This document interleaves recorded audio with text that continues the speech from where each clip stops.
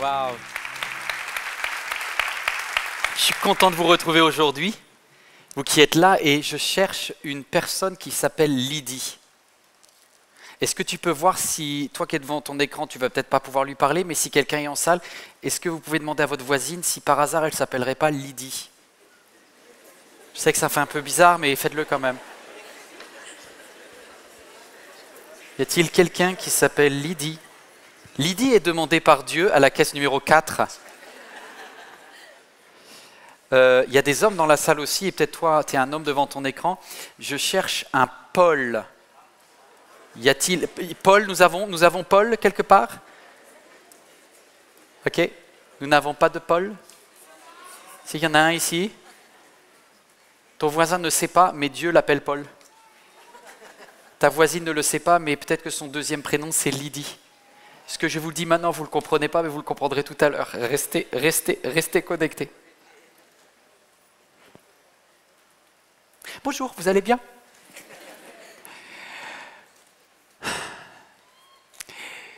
Ah, les chrétiens, les chrétiennes. Nous sommes vraiment prévisibles. En fait, tous les êtres humains, qu'ils soient chrétiens ou pas d'ailleurs, qu'ils aiment Jésus, qu'ils aient rencontré Jésus ou pas, on a une petite tendance à être un peu égoïste. Enfin, moi, pas vous, vous êtes hyper bien, vous.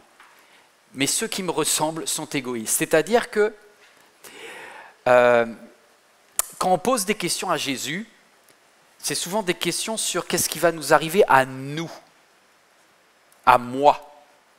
Du genre qu'ils viennent de vivre la mort et la résurrection du Seigneur.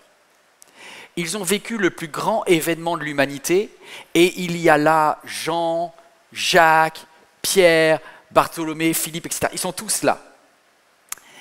Et ils sont obsédés par une seule question. Parce que comme c'est une époque où il y a de la guerre, où il y a des meurtres, où il y a des abominations, où il y a des horreurs, leur seule question c'est « est-ce que c'est la fin des temps ?» Leur seule question c'est « est-ce que nous sommes la dernière génération avant le retour de Jésus ?» C'est marrant, ça me fait penser à quelqu'un. Ça me fait penser à vous qui êtes en salle ou toi qui es devant ton écran. C'est-à-dire que si je voulais faire une vidéo qui parle aux chrétiens et que je suis sûr qu'il y ait beaucoup de clics, le bon titre de la vidéo c'est « Est-ce que Jésus revient bientôt? Et si oui, dis-moi à peu près la date. » Parce que quelqu'un veut me dire « Franchement, j'aimerais savoir si j'ai le temps de me marier avant ou pas. J'aimerais savoir s'il faut que j'achète l'appart ou pas. Ou si vraiment, vu ce qui se passe entre Gaza, Israël, l'Ukraine, le machin, le Congo, l'Haïti, allez, là c'est la fin du monde. Jésus, est-ce que tu viens me reprendre bientôt ?» Alors c'est ce qu'ils ont posé à Jésus. Et donc, ils viennent de vivre la mort, la résurrection du Seigneur, et ils sont dans une version très apocalyptique. Donc en gros, un chrétien en 2023-2024 ressemble exactement à un chrétien en l'an 33-34. Rien de nouveau sous le soleil. Voici ce qu'ils posent à Jésus. Ils disent, Jésus, en fait, est-ce que là tu vas établir ton royaume sur la terre? Est-ce que c'est le royaume de Dieu, le royaume d'Israël? Est-ce qu'on va régner? Est-ce que ça va être la fin des embrouilles?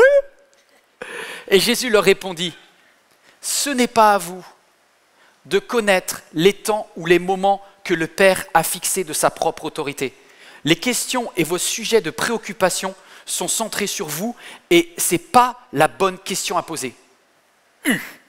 Il leur dit au verset 8, et c'est un des versets les plus importants de la Bible entière, « Mais vous recevrez une puissance lorsque le Saint-Esprit viendra sur vous et vous serez mes témoins. » Et vous serez mes témoins. Et vous serez mes... Mais ça ne m'intéresse pas, moi, d'être témoin. Et c'est ça le problème. Nous, ce qu'on veut, c'est qu'on prenne soin de nous. Être témoin, c'est prendre soin des autres. Je vais te dire une chose. C'est une grâce que le Seigneur ne soit pas revenu avant. C'est une grâce qu'il n'y ait pas eu l'enlèvement de l'Église la semaine dernière. Parce que je ne suis pas sûr qu'on fasse vraiment la mission pour laquelle Dieu nous a appelés. Vous savez, quand on va arriver au ciel, il ne va pas nous demander combien d'heures avez-vous passé devant BFM TV. Est-ce que vous avez assez prié pour la fin des temps?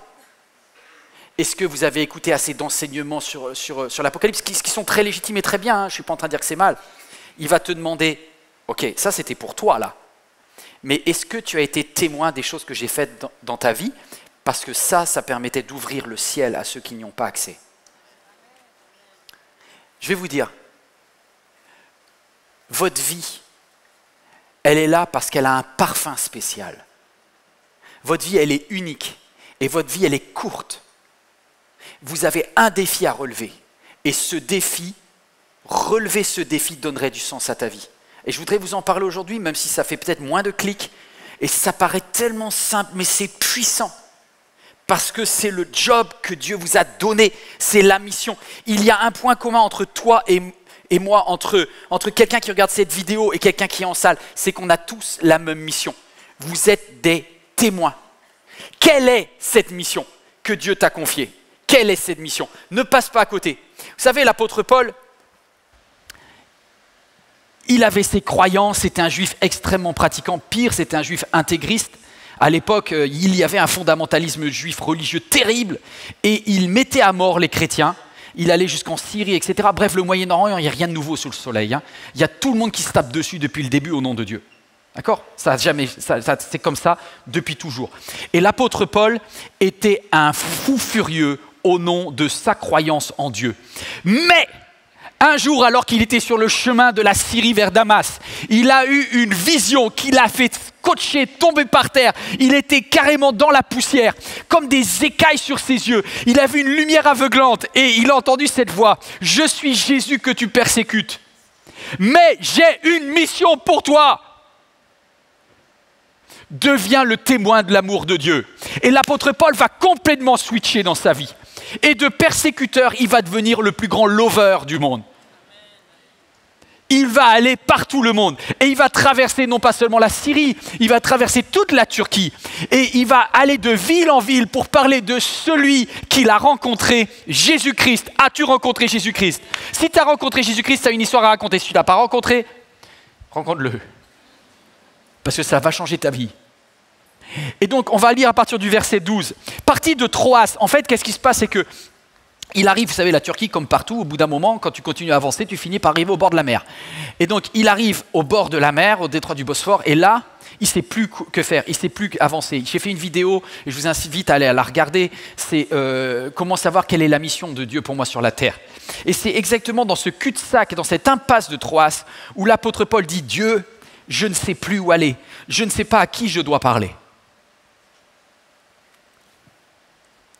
Et là, au verset 12, il est dit, ils vont avoir une vision. La nuit, il va avoir une vision.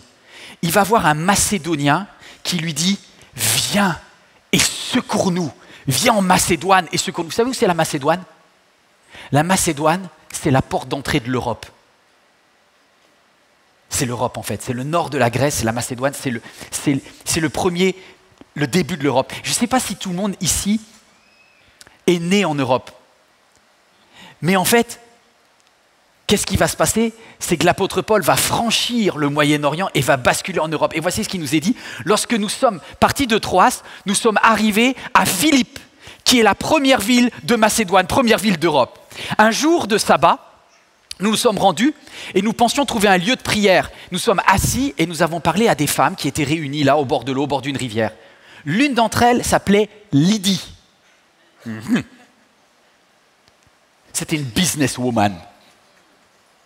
Les femmes, elles sont débrouillardes. Lydie, elle était débrouillarde. Elle avait acheté des étoffes, de la pourpre, c'est de la couleur rouge, c'était très très précieux à l'époque, et elle faisait du business. C'était une madame.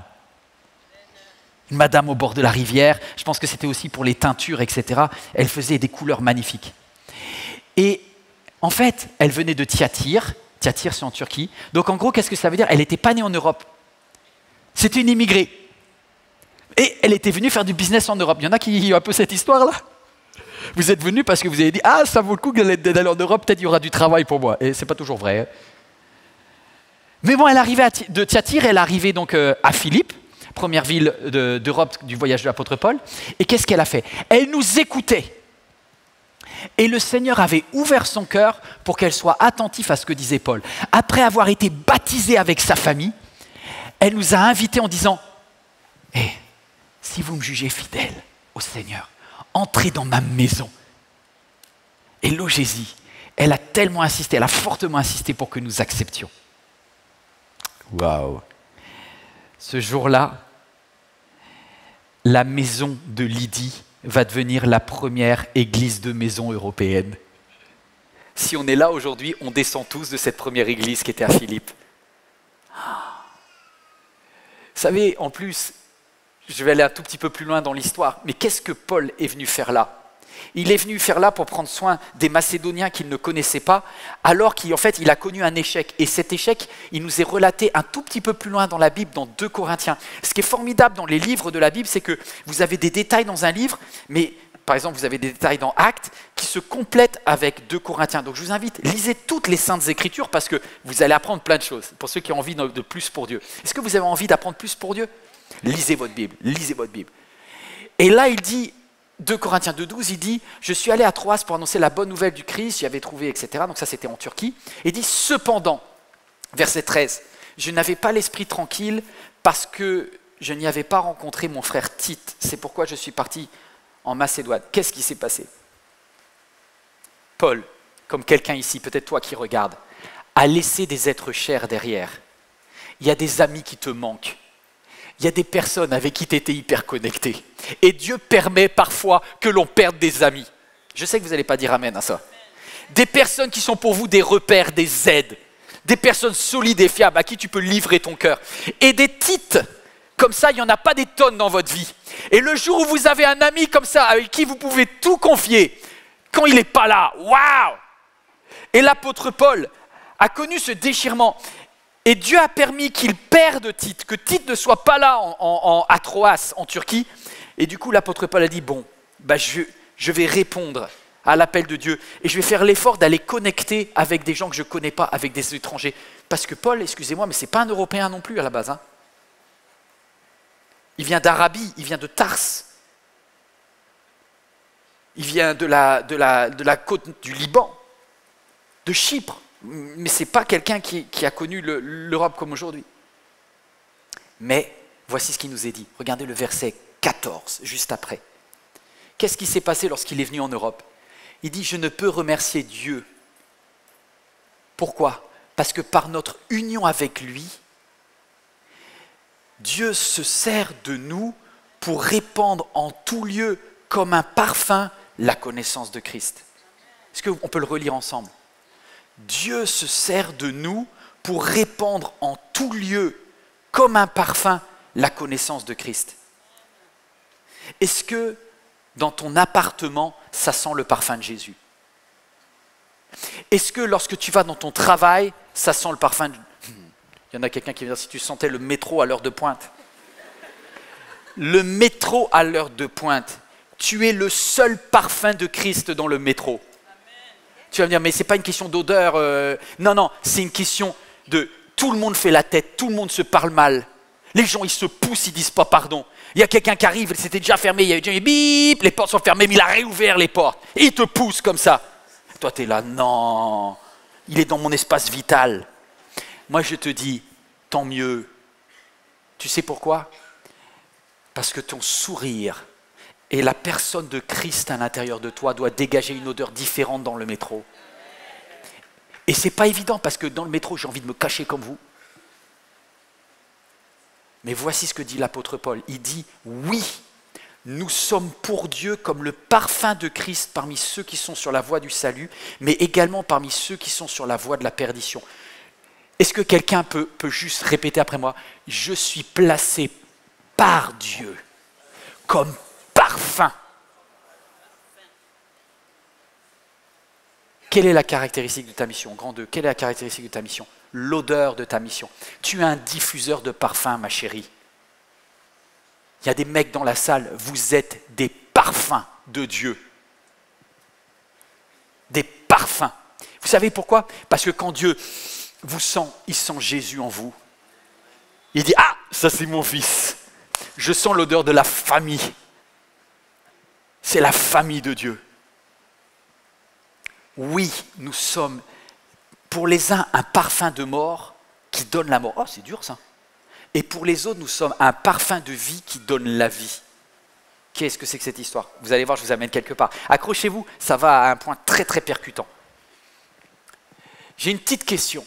Est-ce que vous portez le même parfum que Jésus?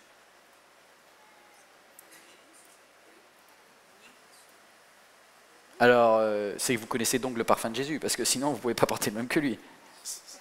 Quel parfum porte Jésus? Alors du coup, j'ai essayé de me dire, mais est-ce que dans la Bible, Jésus avec un parfum, imaginez Jésus avec un parfum, je sais pas, on ne voit pas trop avec un vaporisateur et tout, tu vois. Mais à l'époque, il y avait déjà des parfums, sûrement. Bon, après, c'était 12 mecs en balade, ça devait être pas foufou au niveau de l'odeur. Hein. Moi, bon, je vais pas aller trop loin, mais un jour, j'ai été dans un... Bref. Vous avez été dans des cités U à que des mecs, d'accord? Voilà, vous comprenez ce que c'est. Bon, on va passer sur la scène, et sur l'odeur surtout. Mais il y a un jour où Jésus a senti une odeur incroyable.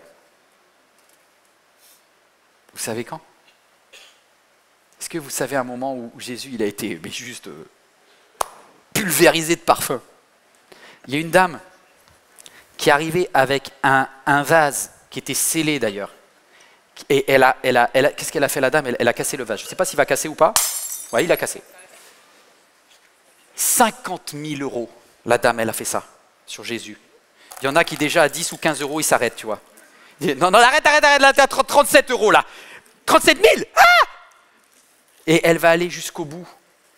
Elle va aller jusqu'au bout, elle va tout verser. Mais, mes amis, il faut être une folle pour verser 50 000 euros sur Jésus.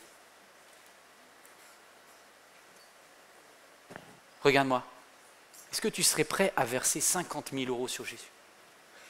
Ça n'a pas de sens.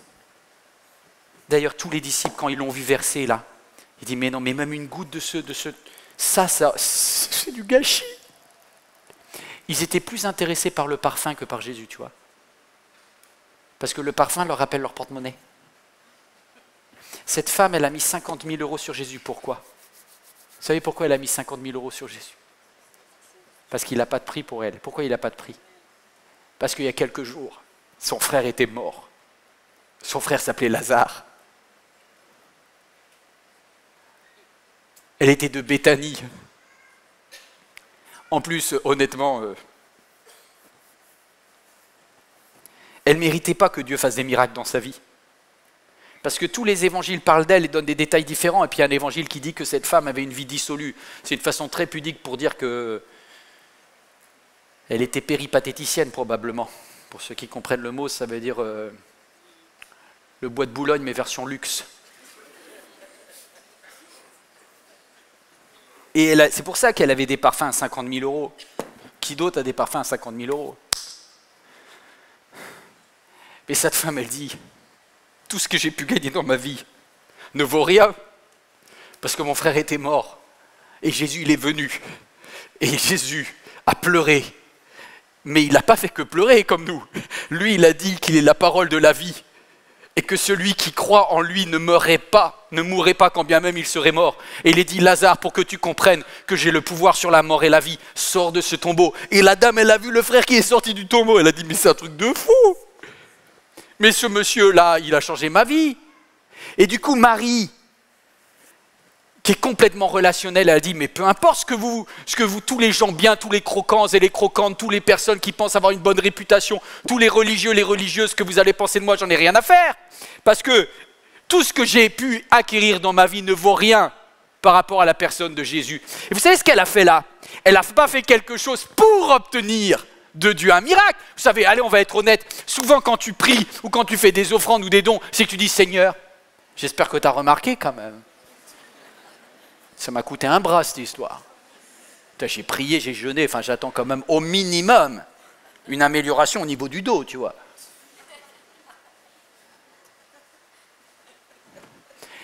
Mes amis, ça c'est de la prière de négociation. Ça n'a pas de parfum, ça. Ça c'est un deal, ça. J'ai envie de te dire, un juif, un musulman, un bouddhiste, ils négocient aussi bien que toi. Hein. L'adoration, c'est quoi? L'adoration, c'est d'aller vers Jésus et de dire, je n'attends rien de ta part.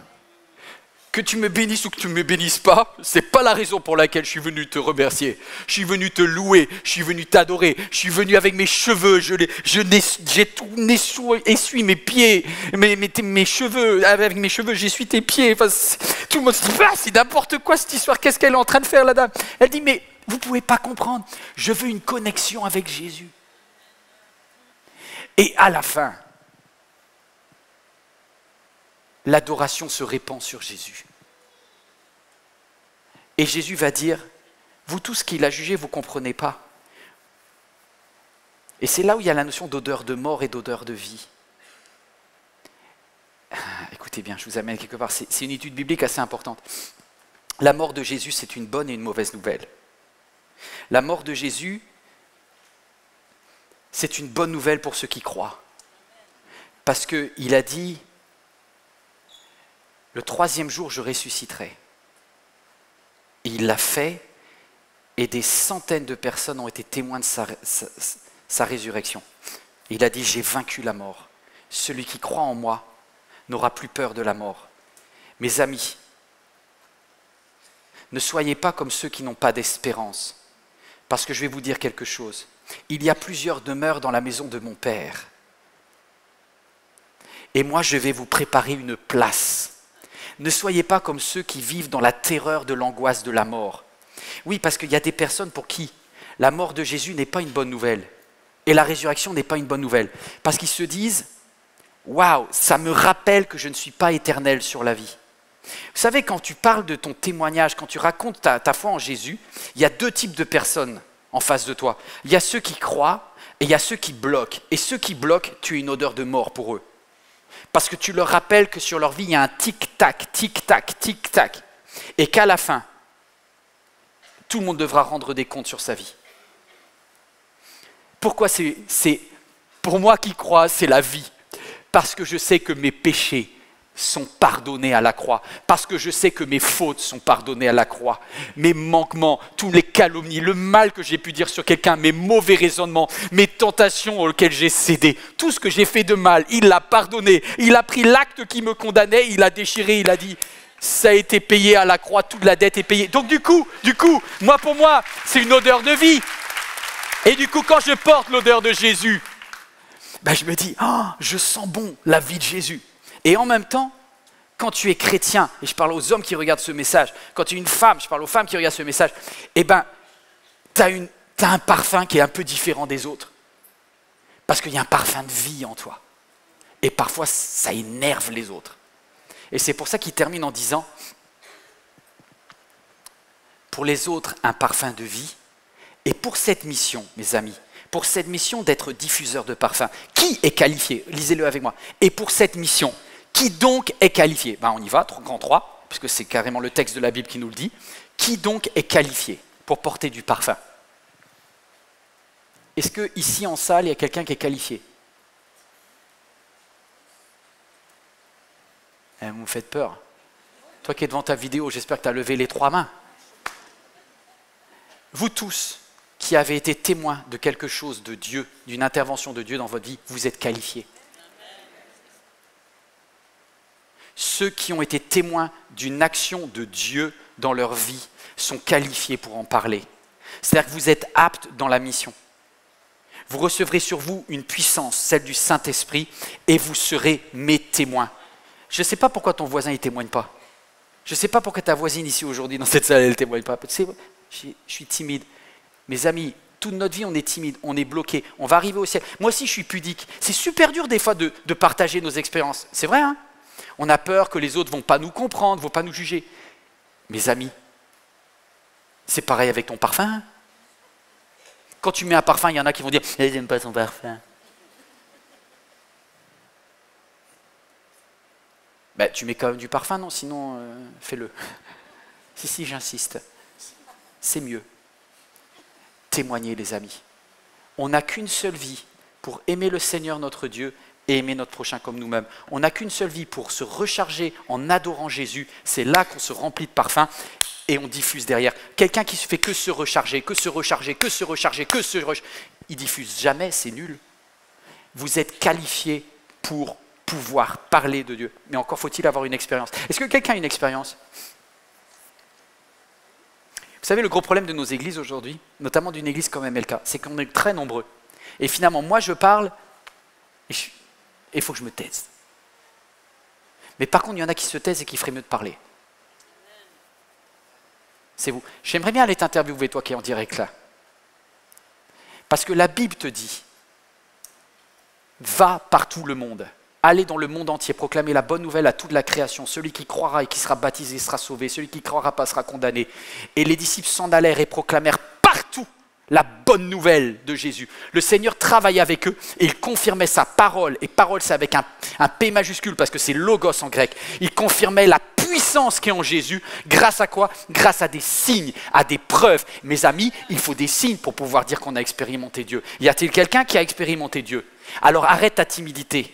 Arrête de te taire parce que honnêtement, il y a des choses que... Amène-moi un micro. Vas-y, on va faire un truc un petit peu bizarre. Merci. Et là, du coup, il y en a qui disent non, il ne va pas le faire. Si, je vais le faire. Et je vais le faire de façon encore pire. C'est-à-dire que je vais me débrouiller pour que ça ne soit absolument pas manipulé. Je vais demander à des personnes que je ne connais pas, c'est-à-dire à vous, dont je ne connais pas l'histoire, parce que honnêtement, il y en a très peu que je connais parmi vous. Si tu avais été dans la salle, je t'aurais interviewé. Tu as de la chance d'être pas venu aujourd'hui. Eux, ils sont venus. Est-ce qu'il y a un homme ou une femme qui a compris que Dieu t'appelle à être témoin? Alors, je vais vous donner un défi. En moins de 60 secondes, tu peux afficher un chrono? Je t'aime. En moins de 60 secondes, je vais descendre dans... Oui, je vais le faire, je vais sauter, je vais descendre. Et je vais le faire. Et je vais demander, est-ce que tu peux, en 60 secondes, me raconter juste une histoire, quelque chose que Dieu a fait pour toi? Est-ce que tu as un témoignage très court, présent, passé, une histoire où tu dis « J'ai vu l'intervention de Dieu, c'est signé ». Je descends. Y a-t-il quelqu'un? Je ne sais pas pourquoi, je suis désespéré. C'est toujours les femmes d'abord. Mes frères, bougez-vous. Je suis très heureux. Est-ce que tu peux juste dire ton prénom et qu'est-ce que Dieu a fait pour toi? Attends, on va mettre le micro. Vas-y, hop, faut allumer. Il faut faire le clic. C'est ça le direct. Hein. Attends, je vais le refaire. Comme ça a la preuve qu'on n'a rien triché. C'est bon? Ah oui. Je m'appelle Ketia, j'ai 14 ans. C'était en 2019 quand mon beau-père il est mort d'un cancer du poumon, alors que c'était le seul père que j'avais dans la vie parce que mon père il m'a abandonné. C'était en septembre 2021 quand on a dû déménager parce que faut savoir que tous mes amis m'ont abandonné dans la ville. Tout le monde a commencé à me critiquer alors que tout le monde m'aimait. Du coup, je suis arrivée ici en septembre 2021, j'avais personne et j'ai dit Seigneur, si tu existes, donne-moi 7 amies chrétiennes. Dans mon collège, j'ai trouvé 7 amies chrétiennes qui m'ont accueillie et du coup, j'ai pu connaître Jésus grâce à elle et du coup, jusqu'à aujourd'hui, Jésus c'est mon Seigneur et c'est mon Sauveur. C'est incroyable ton témoignage. Tu es courageuse, mademoiselle. Est-ce que tu peux me donner le prénom de deux? Lauriane et Ignace. Eh bien, on va prier pour elle. Vous êtes d'accord qu'on prie pour ses amis parce que c'est une bénédiction de Dieu? Seigneur, je te prie pour les amis de cette jeune fille. Il y a des choses qu'on ne comprend pas que tu permets dans nos vies.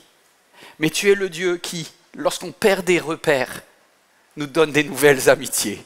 Et je prie pour que ces amis tissent avec elle une amitié tellement solide qu'elle puisse recevoir de toi l'amour incroyable que tu as prévu pour elle au nom de Jésus. Amen. Je te trouve formidable, mademoiselle. Je ne te connaissais pas, j'ai bien fait de t'interviewer. Est-ce qu'il y a un homme quelque part? J'aimerais bien que ce soit un homme. Est-ce qu'il y a un homme qui veut se lever pour Dieu là? C'est bon, il y en a qui sont debout là-bas. Ils sont debout. Pardon.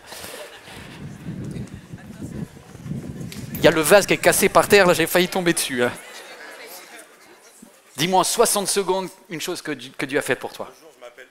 Ah pardon, j'ai encore coupé. À chaque fois je fais la bêtise. Pardon. Tu t'appelles comment? Allô. Bonjour, je m'appelle Ron. L'année dernière, je crois, quand j'ai commencé à venir à MLK, j'avais fait une prière à Dieu. J'avais demandé à Dieu que vu que je cherchais vraiment Dieu, j'en avais marre de ma vie d'avant, j'en avais marre de tout ce que je faisais avant. Et j'ai prié à Dieu, j'ai dit à Dieu, Seigneur, donne-moi un ami qui pourra me faire avancer, un ami qui, même dans les mauvais moments, il peut être avec moi. Et je veux t'entendre, Seigneur, et je veux que cette personne elle me fasse voir ta face en fait. Et ça veut dire que je suis venu à MLK, j'ai fait les premiers cultes, j'ai aimé, je suis venu de semaine en semaine.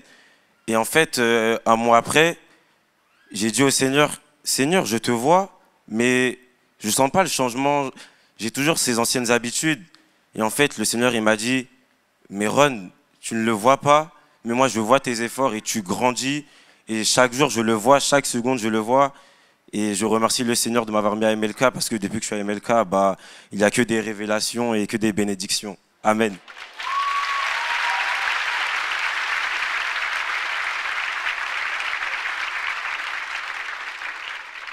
C'est là que je vois que j'ai pris un coup de vieux quand même. Hein. Vous êtes que des jeunes dans cette église-là. Est-ce que il y a une femme de plus de 30 ans, comme moi, quoi? Comment tu t'appelles? Alors, je m'appelle Maxence. Et moi, ce que j'ai envie de vous dire, c'est que j'étais convertie. Je cherchais vraiment Dieu, j'allais à l'église, j'avais des amis, je témoignais, tout ça, tout ça. Et puis, j'ai commencé à faire à challenger Dieu, et puis l'amour de ma vie n'arrivant pas, j'ai fait semblant de lire dans la parole un truc qui m'encourageait à me mettre en relation avec une personne. Mais non, c'était pas ça et tout. Bref, ma vie partait en sucette. Ma santé, mon travail, tous les piliers de ma vie tombaient, les uns après les autres. Et un jour, je suis entrée dans une torpeur et je ne me suis pas rendu compte que j'ai ouvert les fenêtres de mon appartement d'un 5e étage. Et j'étais bien partie pour passer le pas. Et j'étais seule dans mon micro-appartement de 18 mètres carrés à Paris. Et là, un ange du Seigneur m'a attrapée dans le dos au moment où j'allais franchir le parapet. Il m'a attrapée, il m'a tirée en arrière. Et ce jour-là, je suis sortie de ma torpeur, je me suis agenouillée, j'ai pleuré toutes les larmes de mon corps. Et j'ai rendu grâce à Dieu parce qu'il avait décidé de ne pas me laisser faire l'impossible. Merci Seigneur.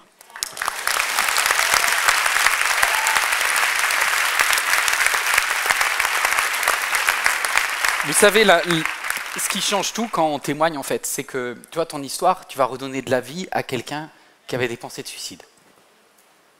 Mais si vous ne parlez pas, si vous ne témoignez pas, voilà, dites-le, que Dieu envoie des anges pour prendre soin de vous. Mais dites-le, pour que les autres le sachent. Y a-t-il un homme dans la salle? Ici, il faut que je tourne. Il n'y a que des jeunes. Je vais essayer de faire un truc... Allez, pardonnez-moi, je fais la différence pour essayer de faire les MLK jusqu'au bout. Bonjour, je m'appelle Benoît, je vais bientôt avoir 43 ans. Voilà. J'ai invité ma maman à mon baptême en mars dernier. Elle s'est beaucoup inquiétée quand elle a vu le monde, etc. Ma maman est catholique. Et dernièrement, elle a eu la Covid et j'ai prié pour elle. Et rapidement, elle a été rapidement guérie plus vite qu'elle croyait. Ce matin même, elle apprend que ma grand-mère a le Covid. La première chose que ma mère m'a demandé, peux-tu prier pour ma grand-mère? Waouh! Et ça, c'est la plus belle victoire que le Seigneur m'a montrée. Amen. Alors, on va prier pour elle. Est-ce que vous voulez bien qu'on prie? Comment elle s'appelle? Ma grand-mère s'appelle Françoise. Ta grand-mère s'appelle Françoise. Est-ce qu'on peut prier? En fait, qui a besoin d'une guérison? Levez-vous.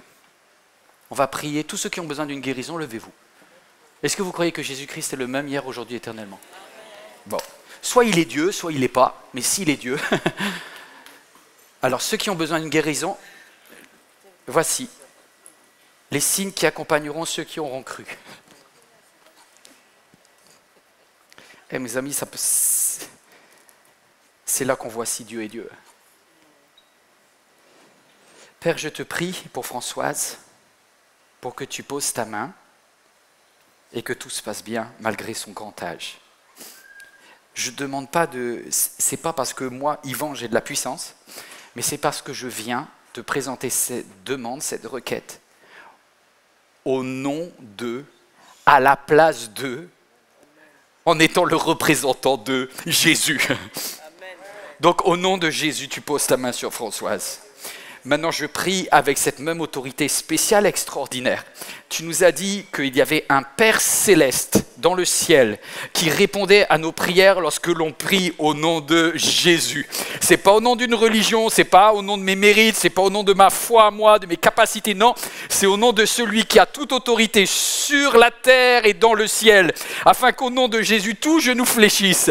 Au nom de Jésus, je veux qu'il y ait des miracles et des guérisons des personnes qui sont debout dans ce lieu. Et s'il y a quelqu'un devant son écran maintenant qui a cette prière, Seigneur, tu agis également et on le croit avec cette simplicité d'un enfant. Au nom de Jésus. que le miracle du Saint-Esprit guérisse des corps en cet instant. Amen. Amen. Vous pouvez vous installer. Alléluia. Après, s'il vous plaît, parce que les gens vont dire « Ouais, mais on n'a pas de preuves ». Vous envoyez témoignage@églisemlk.fr et vous amenez les radios et vous amenez les preuves médicales. Vous ne me dites pas seulement « J'avais mal au dos, j'ai plus mal ». Non, ça c'est trop facile. Vous m'envoyez la radio avant, le scanner après. Hier, il y avait quelqu'un dont l'enfant avait une leucémie et qui a été guéri de façon surnaturelle et tous les médecins l'appellent le miraculé. L'autre jour, on avait quelqu'un qui me disait, c'était pas plus tard qu'il y a quelques heures, une femme qui était atteinte d'endométriose et qui a dit c'est du délire quoi. J'ai plus ça, je savais même pas, j'avais fait tous les traitements, il n'y a rien qui marchait. Et puis un jour, quand Dieu l'a décidé, la foi agit, boum, je suis guéri, dit je ne souffre d'aucun mal, etc.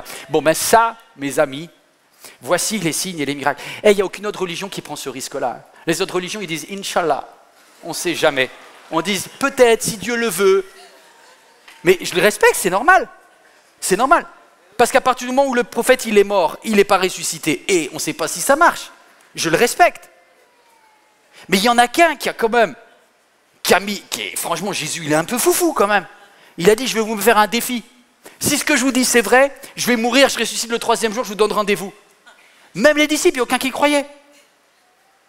Il n'y a aucun qui croyait. Et quand il est ressuscité, c'est là qu'il y a quelque chose qui est né et qui s'appelle le christianisme. Sauf que le christianisme, quand il redevient une religion, il ne sert à rien, mes amis. Si vous n'êtes pas des témoins à titre personnel, vous ne servez à rien. Je ne sers à rien.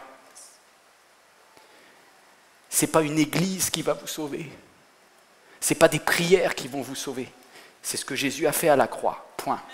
Ce qu'il a fait à la croix est suffisant, il n'y a rien à ajouter. Il a dit, lorsqu'il est mort, tout est accompli.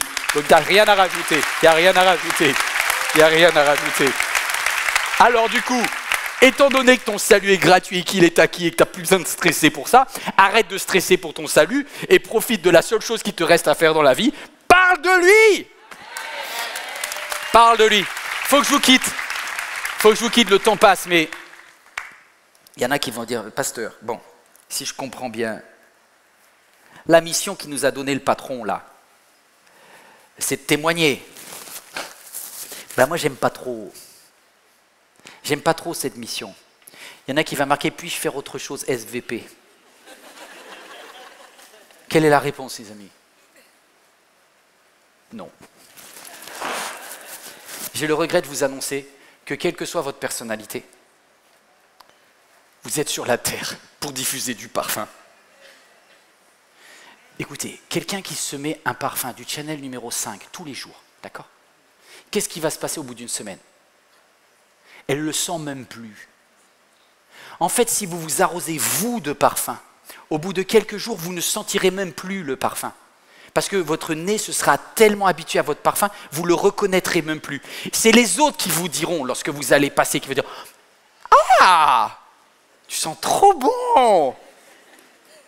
Le parfum, il n'est pas que pour vous, il est pour qu'il soit diffusé. Diffusé. Alors qu'est-ce qui nous bloque? Et je vous quitte avec ce 4e et dernier point. Qu'est-ce qui nous bloque? Qu'est-ce qui fait qu'on n'ose pas? Ben, vous savez, parce qu'on est des stressés de la vie, voilà.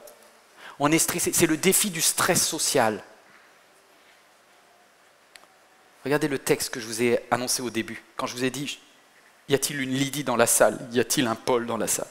Devant leur écran. Écoute bien toi qui es devant ton écran. Témoigner, c'est jamais facile. C'est jamais facile. Regardez ce que Paul a fait. Paul, imaginez, le gars, il est barbu. Voilà, avec les gars, ils arrivent tous. Et ils vont à l'extérieur de la ville dans un groupe de femmes qui ne connaissent pas, des businesswomen, qui vendent des étoffes. Et c'est dit, les gars, ils sont plantés là, qu'est-ce qu'ils vont faire? Ils ne vont pas acheter des robes et tout, ils ne savent plus où ils sont. Quand au début, il y a la jonction entre le groupe de Paul et le groupe de Lydie, au début, tout le monde est mal à l'aise. Il y en a certains qui disent, ils viennent nous draguer ou quoi?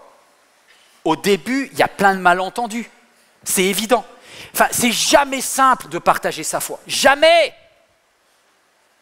Et du coup, quand Paul il arrive, Paul c'est du genre aller dans le métro. Moi, je ne suis pas capable d'évangéliser dans le métro. Moi, déjà, ça me gêne, déjà, ça me stresse quand j'entends quelqu'un qui parle de Dieu dans le métro. Mais après, bon, que Dieu bénisse ceux qui ont le caractère de Paul. Paul, c'est un bourrin, Et il n'a pas de problème, donc il va voir Lydie et dit bonjour, on ne se connaît pas, madame. Je vais vous raconter ma vie. Voilà, j'étais un intégriste, j'étais un hyper dur. Je tuais, j'emprisonnais. Et un jour, Dieu m'a fait tomber, il m'a mis par terre. J'ai rencontré Jésus, ma vie a changé. Maintenant, je parle d'une seule chose, Dieu est amour. Voilà, Lydie, il t'aime. Il a des bons plans pour ta vie. Est-ce que tu veux être baptisée? Elle dit oui, je le veux, tout de suite. Je ne suis pas sûr que les copines étaient contentes. Hein. Dans le groupe de Lydie, combien ont cru? Pas tout le monde. Hein. Je vous ai dit, votre parfum, il est une bonne odeur pour certains et il les amène à la vie, et il est une mauvaise odeur pour d'autres et il les amène à la mort et ça va même les bloquer. Mais ça, ce n'est pas votre boulot. Et Lydie, elle était tellement touchée, elle est retournée, qu'est-ce qu'elle a fait? Est-ce qu'elle allait évangéliser dans la rue? Non, pas du tout. Elle n'a pas le caractère pour ça. Vous savez, on n'a pas la même personnalité.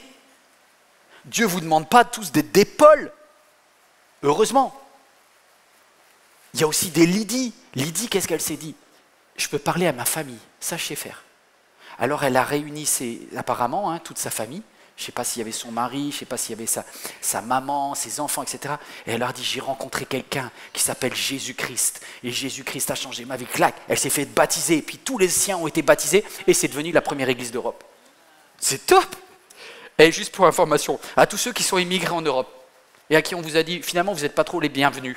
Moi, je vous dis, merci à toutes les Lydies d'être arrivées en Europe pour nous parler de Jésus et parce que c'est grâce à une non-européenne qui a eu la première église en Europe. Je dis, c'est quand même formidable. Bref, ce que Dieu cherche, c'est l'odeur de Christ en toi. Elle s'appelait Lydie. Et sa maison est devenue une maison de prière. Je suis conscient du stress social. Je suis conscient qu'on n'a pas les mêmes personnalités. Et du coup, moi, je me suis creusé la tête avec toutes les personnes qui dirigent MLK. On s'est dit, Seigneur, comment on peut faire pour diminuer ces deux stress qui nous bloquent dans le témoignage? Eh bien, il faut créer un concept où, dans des maisons, ça soit plus facile de partager sa foi. Quelque chose qui nous sécurise. Parce que franchement, je suis déjà stressé la semaine, le métro, boulot, dodo, je ne sais pas quelle est ta vie à toi qui regarde ce message, mais si je te dis en plus d'aller évangéliser dans la rue, là tu te dis non mais c'est pas possible. Là.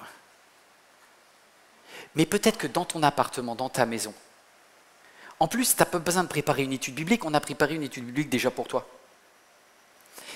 Et on te demande juste une chose, dis à tes amis, à ceux qui sont là, à ceux qui viennent, d'amener de quoi bien manger, parce qu'on est en France quand même. Oh. Et puis tu vas faire quelque chose que Jésus a dit, lorsque vous vous réunirez, vous prendrez du pain, et vous casserez le pain, et vous vous rappellerez que mon corps a été cassé à la croix, et vous prendrez du vin ou du jus de raisin, et vous prendrez cette coupe, et vous direz, cette coupe est la nouvelle alliance dans mon sang. Les amis, la Sainte Seine, c'est pour les gens qui sont en communion, et les gens qui sont en communion, regardez cette petite vidéo, ce que c'est qu'on appelait ambassade. Ambassade, c'est quelque chose d'assez sécurisé, mais ça permet que vous puissiez témoigner. Si tu regardes cette vidéo, c'est que tu as certainement déjà regardé l'église MLK en ligne depuis chez toi. Tu aurais certainement même voulu venir sur place à Paris, mais c'est trop loin de ton domicile. Alors j'ai une bonne nouvelle, afin d'être plus proche, nous avons décidé de créer les ambassades MLK. Ce sont des maisons qui rassemblent tous ceux et celles qui, comme toi, désirent vivre ensemble une célébration MLK. Et pourquoi pas dans ta ville, à proximité de là où tu habites. Alors comment ça se passe? Après t'être inscrit sur notre application MLK entièrement sécurisée, tu choisis le lieu qui te convient le mieux. Le dimanche, tu seras ainsi chaleureusement accueilli par l'ambassadrice ou l'ambassadeur de cette maison. Après avoir vécu ensemble la diffusion sur grand écran du message, tu vivras un temps de convivialité et de partage autour de la Sainte Seine. MLK arrive près de chacun d'entre vous. C'est possible, c'est accessible. Et pourquoi pas toi? Profites-en pour inviter tes amis.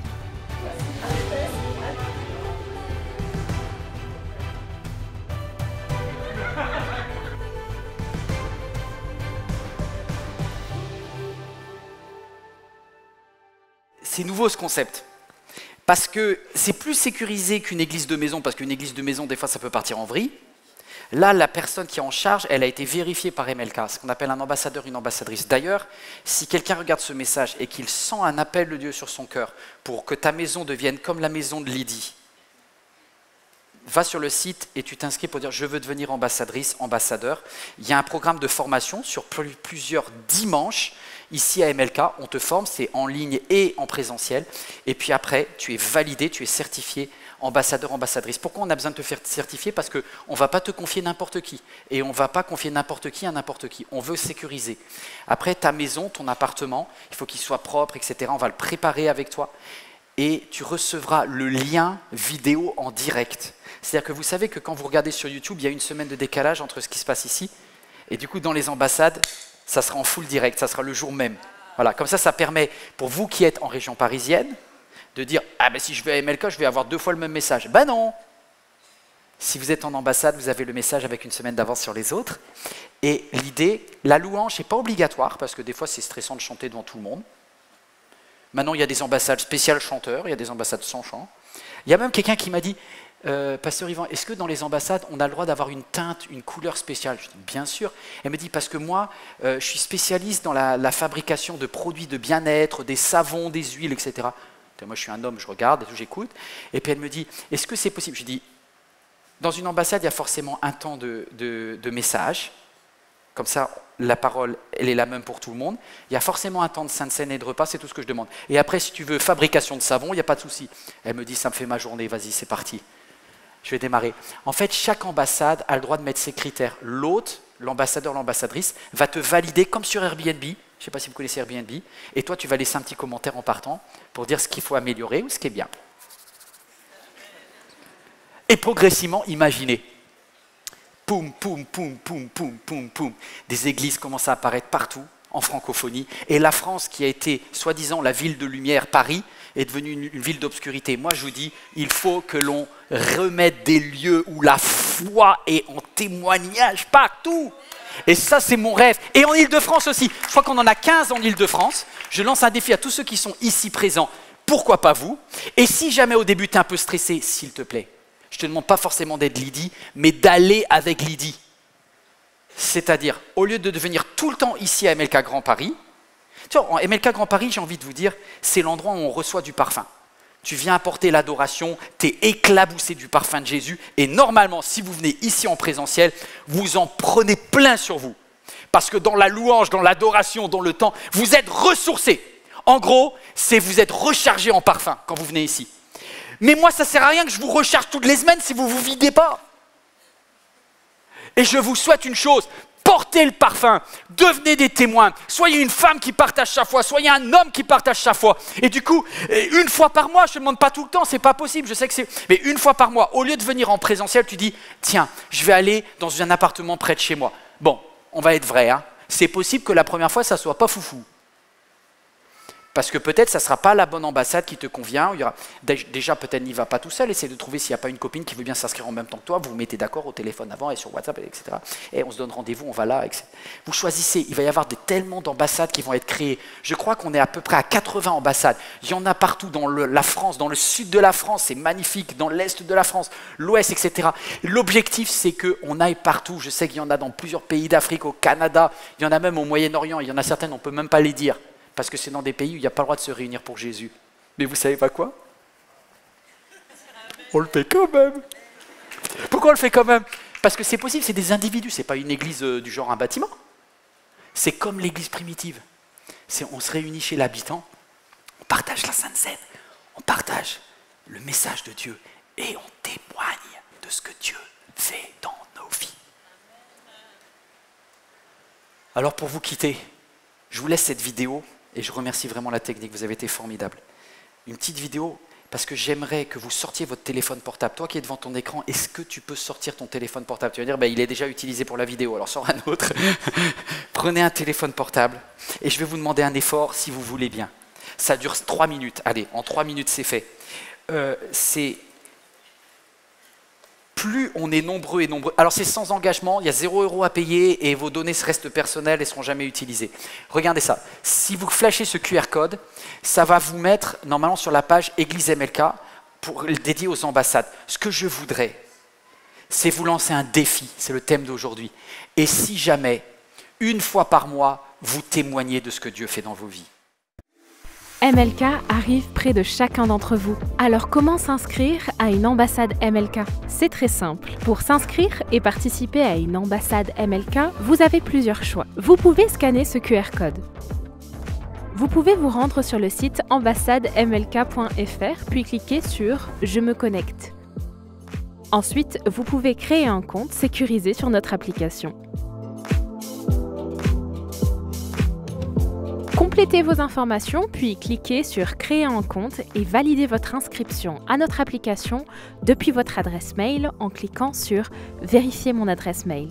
Vous voilà connecté. Si vous avez déjà créé votre compte, connectez-vous en indiquant votre mail et votre mot de passe. Vous pouvez désormais vous inscrire à un événement organisé dans l'ambassade de votre choix. Pour ce faire, cliquez sur « Voir les ambassades ».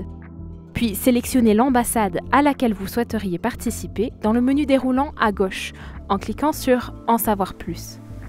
Puis faites défiler votre écran afin de voir apparaître « Prochain événement » et sélectionnez « Participer » et enfin « S'inscrire ». Vous voilà inscrit à une ambassade MLK.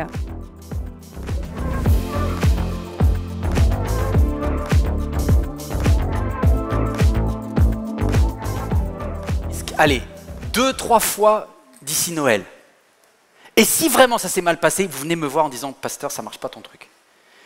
Mais ça m'étonnerait. Vous savez pourquoi? Parce que vous êtes des êtres relationnels. Et si vous décidez de vous ouvrir aux autres, vous verrez l'intervention de Dieu dans votre vie. Parce que pourquoi Dieu interviendrait pour toi si tu gardes tout pour toi? Pourquoi Dieu interviendrait et ferait des miracles dans ta vie si au final le seul qui en profite c'est toi? Vous êtes un parfum. Vous êtes un parfum. Tu es un parfum de Dieu. Tu es un parfum. Et Dieu sent Christ en toi. Il le ressent. Diffuse le parfum que Dieu t'a donné. Il y a quelques jours, j'étais avec un pasteur d'une très grosse ONG. Il me dit « Yvan, vous êtes vraiment bizarre à MLK. » Il me dit « Parce que tu es le seul pasteur d'une église qui dit aux gens de ne pas venir à l'église. » Alléluia. Je vous dis, je vous en supplie, ne faites pas toutes les semaines ici. Passez une fois par mois au moins dans un groupe. Et si les ambassades ne vous vont pas, faites un autre système, vous ne savez pas quoi. Dieu est créatif, faites ce que vous voulez, mais partagez votre foi. L'ambassade, c'est juste un outil, mais c'est un outil sécurisé. Si vous en avez un meilleur, allez-y. Que Dieu vous inspire, que vous diffusiez votre parfum. Je bénis Dieu pour la personnalité qu'il t'a donnée. Je bénis Dieu pour les risques que tu vas prendre. On ne se ressemble pas, mais que chacun d'entre nous puisse répandre la saveur de Jésus. Est-ce que Lydie est là dans la salle? Non, vous n'avez toujours pas compris la question. Est-ce qu'il y a une Lydie quelque part? Est-ce qu'il y a un Paul quelque part? Est-ce qu'on peut se lever tous ensemble pour terminer? On va se lever. Seigneur, tu as dit que tu cherches des hommes et des femmes. Non pas qui se posent des questions sur qu'est-ce qui va nous arriver. Est-ce que c'est les temps de la fin ou pas? C'est les temps sont courts.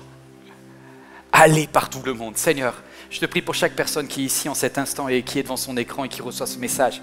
Inspire-nous, remplis-nous de ton parfum, que l'adoration soit répandue sur nos vies, que nous puissions répandre l'adoration sur toi. Et comme Marie, en sortant de cette pièce, elle était la seule qui avait la vraie odeur de Jésus, parce qu'elle en avait répandu partout sur elle-même en adorant Jésus. Seigneur, que lorsque l'on adore Jésus, on soit éclaboussé par l'odeur de Christ en nous. Seigneur, remplis-nous de ton odeur et qu'on la diffuse partout, au nom de Jésus. Sers-toi de ma vie, voilà, c'est ça, Seigneur. Avant que j'arrive au ciel, fais-moi une grâce, que je puisse être un témoin de toi, comme tu m'as demandé. Au nom de Jésus, amen. Amen. Amen. Soyez bénis, les amis. Je voudrais remercier chacune et chacun. Des fois, vous êtes au loin et vous ne savez pas comment aider l'église MLK, mais par vos dons, qu'est-ce que vous nous aidez? Je voudrais remercier. Il y a à peu près 40% des personnes qui sont ici dans cette salle et à peu près 20% des personnes en ligne qui donnent à l'église MLK. Je sais que vous êtes sollicités de partout et qu'il y a plein d'œuvres auxquelles ils font donner et c'est formidable. il n'y a pas de souci. Mais si quelqu'un a à cœur de dire, voilà, je veux mettre quelque chose comme un virement régulier à MLK, mes amis, tu ne veux pas savoir comment tu sauves des vies. Tu sauves des vies. Parce que ces vidéos, elles sont transmises partout, partout, partout, partout. Je sais qu'on est suivi en Jordanie, je sais qu'on est suivi, tout à l'heure, quelqu'un nous parlait du Liban, dans des endroits où c'est compliqué. Mais également aux extrémités de la terre. J'ai un ami qui nous regarde tous les semaines depuis l'Indonésie, je te salue. Mes amis, aidez-nous à répandre la bonne nouvelle, le bon parfum de Jésus partout. Je veux donner.fr. Ici, vous êtes en présentiel, vous pouvez également aller. Juste pour information. Certains ils vont me dire, moi mais je ne donne pas parce que je suis pauvre. Je comprends. Maintenant, mettez-moi à l'épreuve, dit Dieu, et vous verrez. Vous n'êtes pas obligé, zéro pression. Ce n'est pas par les œuvres que vous êtes sauvés, ce n'est pas parce que tu donnes que tu seras béni. Mais en donnant, tu permets à d'autres d'être bénis, c'est extraordinaire. Juste une chose, je prie pour que tu deviennes riche. Parce que quand tu seras riche, tu vas payer des impôts. Quand tu seras riche, tu vas payer des impôts. Et si tu es, par exemple, un contribuable français et que tu payes l'impôt sur le revenu, sache que quand tu donnes 100 € en 2023, ça va t'enlever 66 € en 2024. C'est formidable ça. Vous savez pourquoi? Parce que l'église MLK est reconnue par l'État. On a une comptabilité qui est bien faite. On est certifié par un très bon commissaire aux comptes. Et donc 66% de tout ce que tu donnes, mais qui est identifiable en liquide, on ne peut pas identifier. Donc donne pas en liquide. Moi j'aime bien les choses carrées, donne les choses qui ont des traces. On est une église d'intégrité. Par virement, par ce que tu veux, par chèque, etc. Par carte bleue. Mais ce que tu donnes, les 2/3 seront reversés par l'État en 2024. Fais-le. Un grand merci. Je sais qu'il y a on est une église de jeunes, hein, il n'y a quasiment que des gamins ici. Hein. Vous savez que la moyenne d'âge, dans ce lieu, 26 ans. Purée, tous ceux qui ont 27, vous êtes des doyens déjà. Vous êtes du mauvais côté. 2% de plus de 65 ans, que Dieu bénisse les cheveux blancs. Mais si jamais vous voulez nous aider, vous pouvez le faire, faites-le. Vous savez que l'église peut recevoir aussi des dons, des legs, etc. On a très peu, on n'a jamais eu de legs de notre vie parce qu'on est une église que de gamins. Mais un jour on va vieillir, gloire à Dieu. Et si vous voulez servir avec les forces que vous avez, je vois qu'il y a tellement de jeunes qui ont envie de servir Dieu. Vous pouvez également servir dans l'église le premier dimanche de chaque mois à 16h.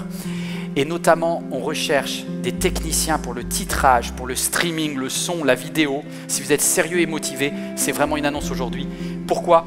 Parce qu'à partir du 15 novembre, comme les ambassades seront créées partout en Île-de-France et ailleurs, il y aura la possibilité d'avoir du full direct. Et du coup, on a besoin d'étoffer un peu l'équipe. Donc si quelqu'un entend cet appel, lève-toi pour servir, on a besoin. Dimanche prochain, vous allez où?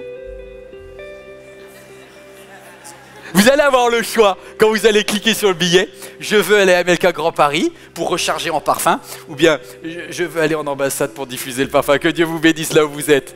Est-ce qu'on peut célébrer Dieu ensemble?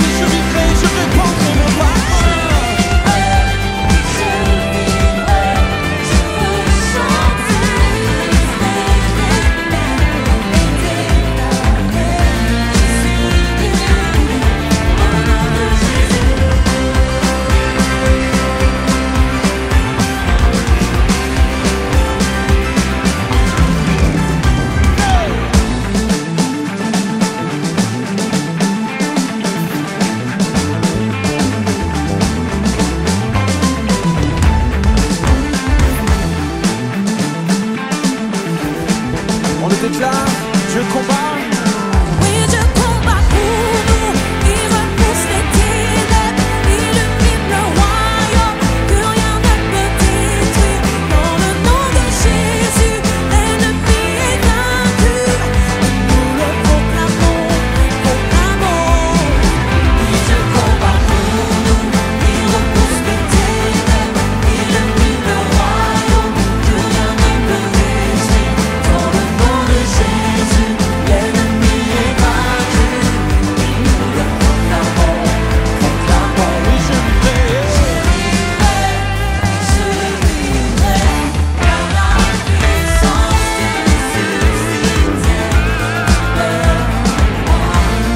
ressuscité au nom de Jésus.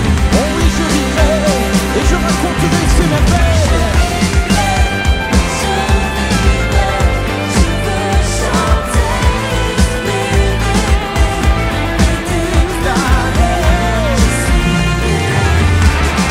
Oui, je combats.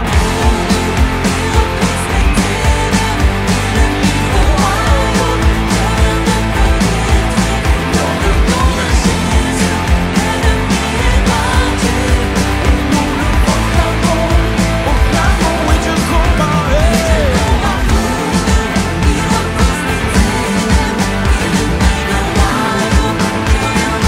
Dans le nom de Jésus, l'ennemi est vaincu.